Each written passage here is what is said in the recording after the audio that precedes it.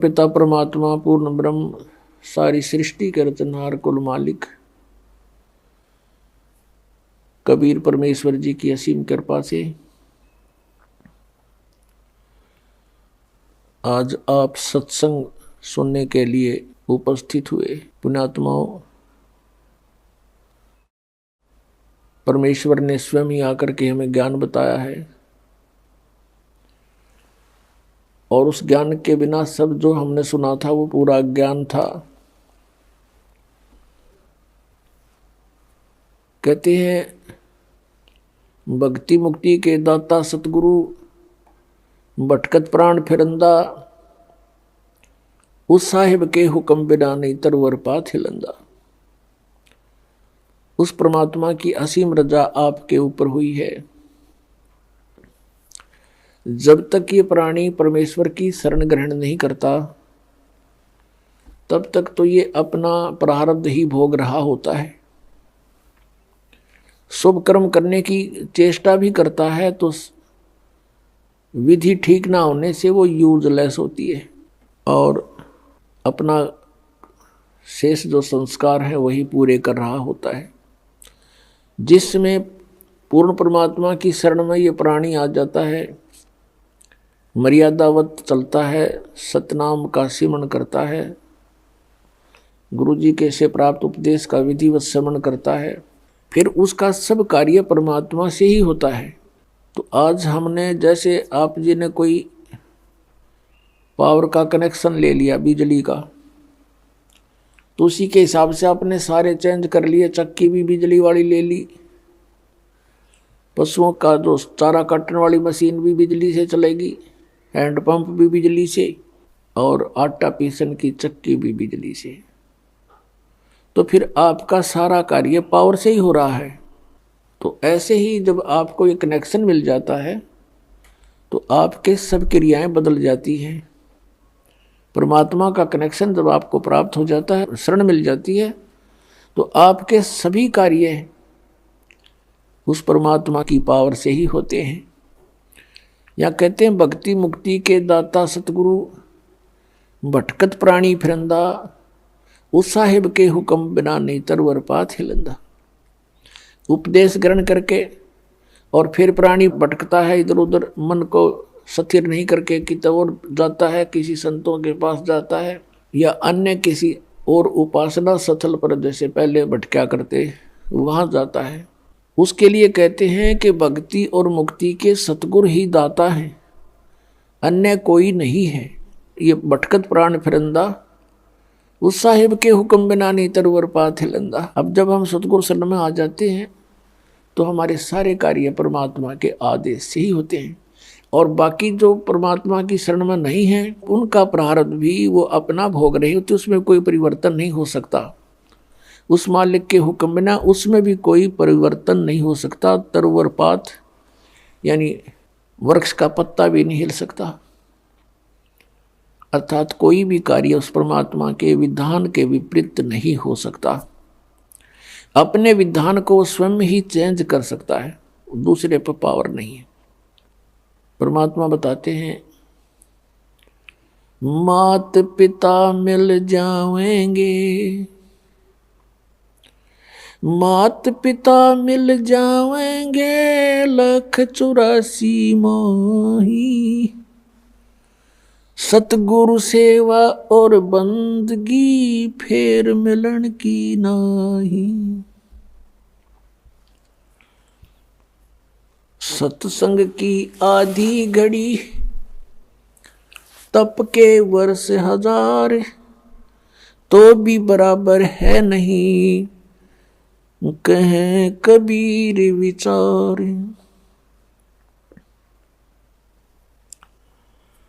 परमात्मा हमें याद दिलाते हैं कि तुम मनुष्य जीवन प्राप्त करके परमात्मा की प्राप्ति के लिए कोशिश करते हो। वो पुण्यात्मा जो पिछले भी जन्मों में मनुष्य शरीर धारण किए हुए थे और भक्ति कर रहे थे, उनको फिर तुरंत मनुष्य जीवन प्राप्त हो जाता है और फिर उनके अंदर पिछली जो प्रेरणाएं होती हैं परमात्मा की वो विद्यमान रहती हैं। वो उसका अपना संस्कार है, वो कहाँ जन्मा है। जैसे पवित्र हिंदू धर्म में जन्म हुआ तो उसको वो पिछले संस्कार इतना दबाव देते हैं कि वो अपनी साधनाएं किए बिना रह ही नहीं सकता, तो वो साधनाएं शुरू कर देता है। किसी का मुसलमान धर्म में जन्म होता है तो वो क्रियाएं शुरू कर देगा,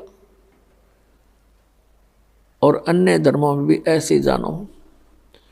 लेकिन पुण्यात्माओं, जब तक हम अपने सदग्रंथों से परिचित नहीं होंगे तो साधना करना भी व्यर्थ होगा।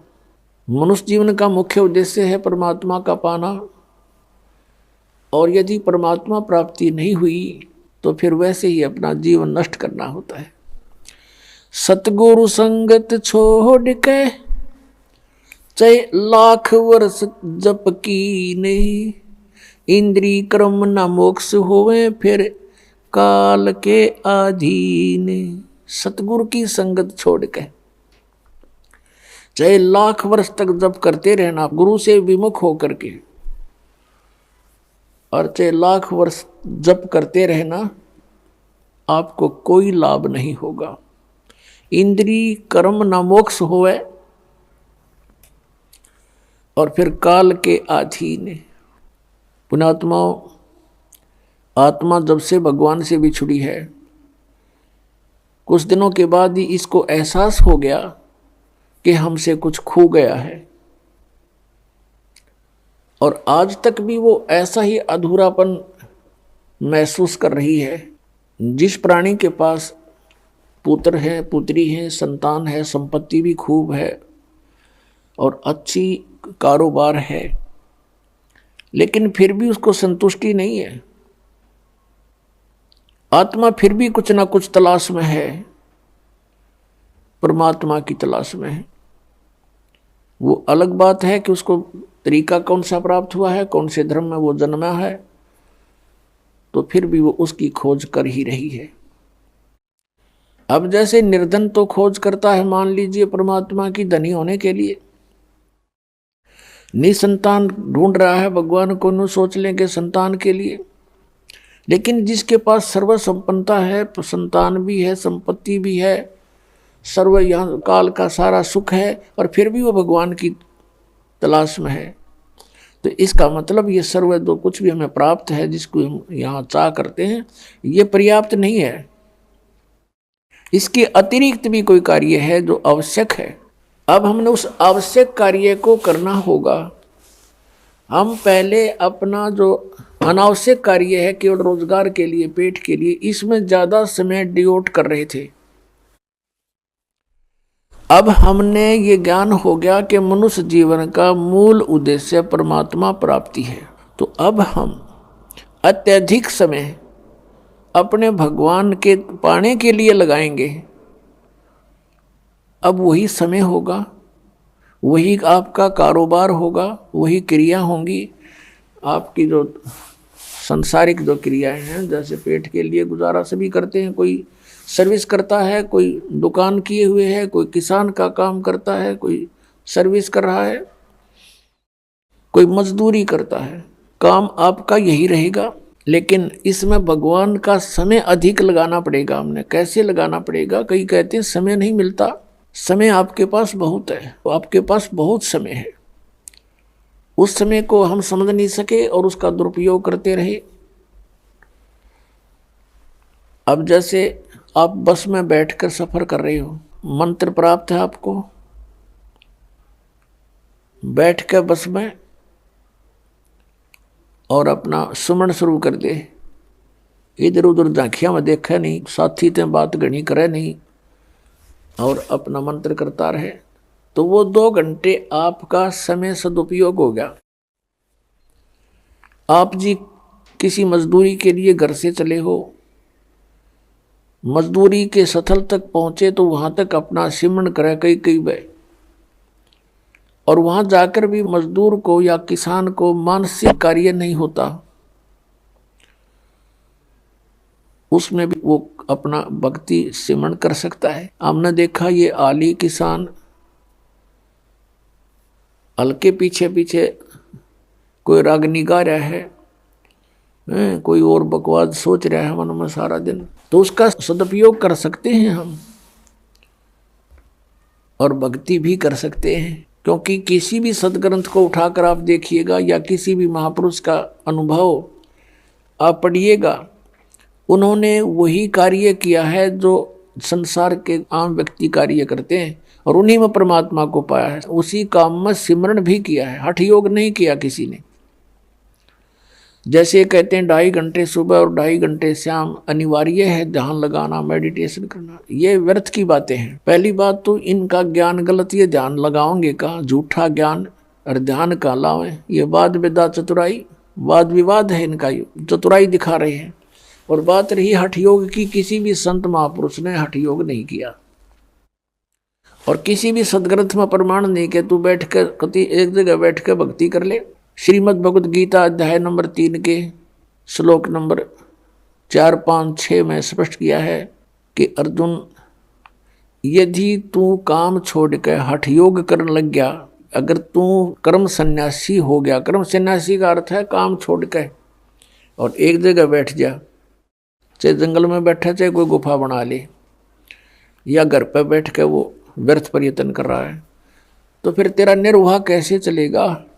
फिर क्या है? इस काल ने 5वें अध्याय के अंदर फिर अपनी टांग अड़ाई है गीता ज्ञानदाता ने।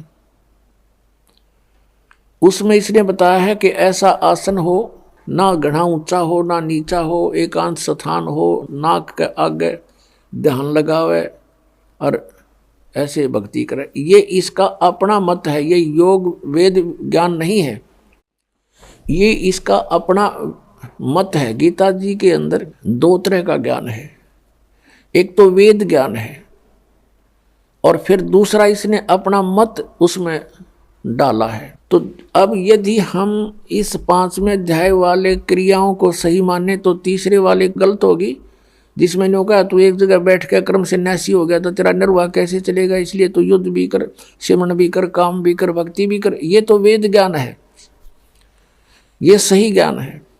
क्योंकि यजुर्वेद अध्याय नंबर 40 के मंत्र नंबर 15 में कहा कि वायु अनिलम अथ इदम भस्मांतम शरीरम ओम कर्तु समर किलबे समर कर्त्युम समर। ओम नाम का जाप काम करते करते सिमरण करो, विशेष कसक के साथ सिमरण करो, श्रद्धा के साथ, और अपने मनुष्य जीवन का मूल कर्तव्य जानकर सिमरण करो। तब भस्मांतम शरीरम अमृतम, आपका जब शरीर छूटेगा, आपका जब शरीर अंत होगा, उस समय आपको जो ओम नाम से अमृतव प्राप्त होना है वो उससे ही प्राप्त होगा जितना आप उससे अमर हो सकते हो। जैसे ओम नाम के जाप का साधक ब्रह्मलोक में जाता है क्योंकि ये ब्रह्म की साधना है, और ब्रह्मलोक में जाने के बाद भी फिर ये वापस आता है। तो जितना समय इसका उस ओम के भक्ति की कमाई से होगा उतना समय ये महास्वर्ग में ब्रह्मलोक में, वहाँ पर इसे नकली सतलोक, अलखलोक, अगमलोक, नामी लोक बना रखे हैं।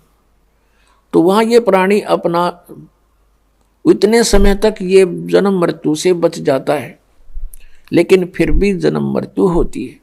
कहने का भाव ये है कि श्रीमद् भगवत गीता अध्याय नंबर 8 के श्लोक नंबर 13 में ये गीता ज्ञान दाता वेद ज्ञान बता रहा है कि ओम इति एकाक्षरम ब्रह्म विहारन माम अनुस्मरण यह परियाति तदन देहम सयाति परमाम गतिम। मुझ ब्रह्म का एक ओम मंत्र है और एक ओम अक्षर है, बस नथिंग एल्स। इसका उच्चारण करता हुआ जो शरीर छोड़कर जाता है वो मेरे वाली इस ओम से मिलने वाली परम गति को प्राप्त होता है।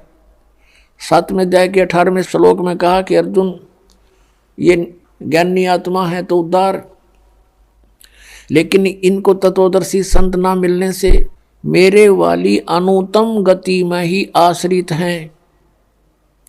क्योंकि ओम नाम के जाप से ब्रह्मलोक प्राप्ति होती है और ये ब्रह्म की साधना की परम गति है ब्रह्मलोक प्राप्ति, और वहाँ गए प्राणी भी फिर जन्म मृत्यु में आते हैं। गीता ज्ञानदाता 4थे अध्याय के 5वें श्लोक में और 9वें श्लोक में, दूसरे अध्याय के 12वें श्लोक में, 10वें अध्याय के दूसरे श्लोक में गीता के अंदर गीता ज्ञानदाता कहता अर्जुन तेरे और मेरे बहुत जन्म हो चुके, तू नहीं जानता मैं जानता हूँ।